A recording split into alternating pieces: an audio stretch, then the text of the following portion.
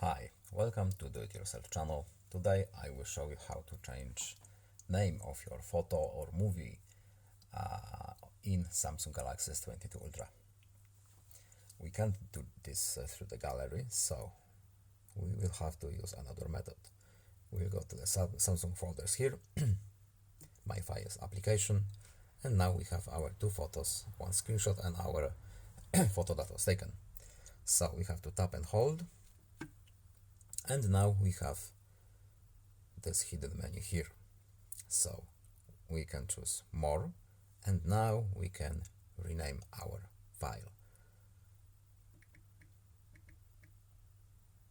Night 1, rename, our name is changed.